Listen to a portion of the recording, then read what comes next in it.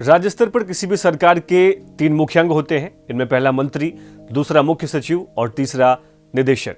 UP सरकार ने इन्हीं 3 अंगों में से एक और राज्य सरकार के प्रशासन में अहम भूमिका निभाने वाले मुख्य सचिव के रूप में भारतीय प्रशासनिक सेवा और उत्तर प्रदेश कैडर 1984 बैच के एक नए और जल्द ही रिटायर होने वाले अधिकारी को चुना है।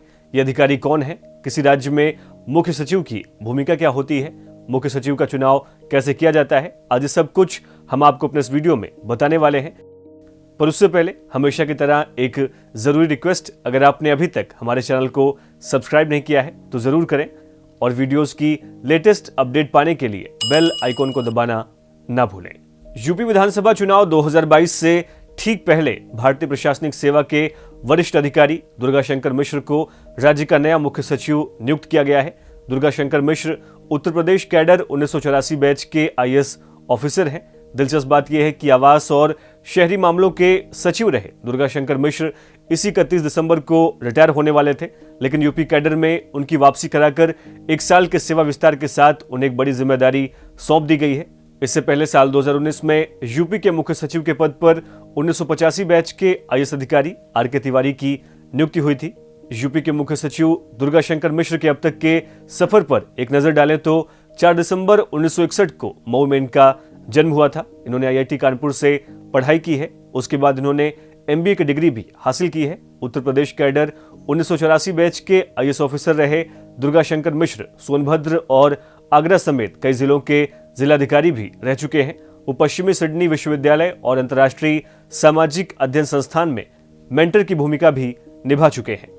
आइए अब आपको बताते हैं राज्य के मुख्य सचिव के काम और मुख्य सचिव के नियुक्ति के बारे में। किसी भी राज्य के मुख्य सचिव की नियुक्ति मुख्यमंत्री के रिकमेंडेशन पर राज्यपाल द्वारा की जाती है। मुख्य सचिव के पद के लिए कोई निश्चित कार्यकाल निर्धारित नहीं किया गया है और मुख्य सचिव यानी कि चीफ सेक्रेटरी भारतीय राज्यों और केंद्र शासित प्रदेशों की सिविल सेवाओं का सबसे ऊंचा पद माना जाता है। हर राज्य अपने मुख्य सचिव का चयन प्रशासनिक पदों पर काम करने के भरपूर अनुभव, प्रशासनिक प्रतिभा और उपलब्धियों के आधार पर करता है।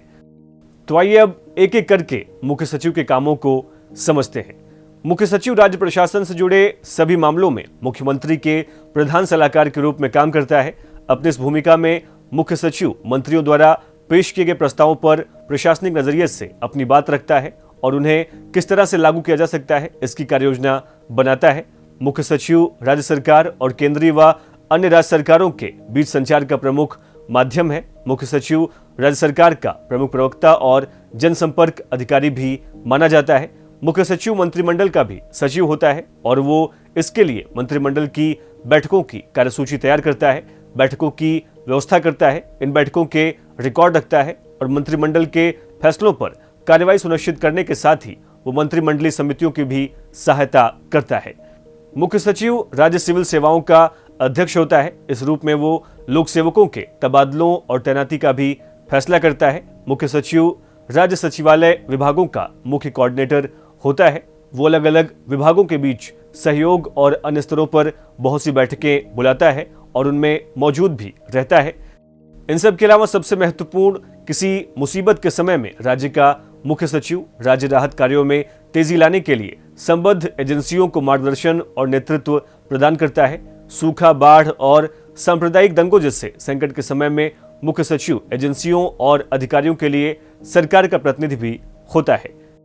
यहाँ पर आपको राज्य के मुख्य सचिव की भूमिका राष्ट्रपति शासन के दौरान बताएं तो जब किसी राज्य में राष्ट्रपति शासन की नौबत आती है और अगर उस दौरान केंद्रीय सलाहकारों की नियुक्ति नहीं की जाती है तो ऐसी स्थिति में राज्य के मुख्य सचिव में ही राज्य के मुख्यमंत्री की शक्तियां समाहित हो जाती हैं।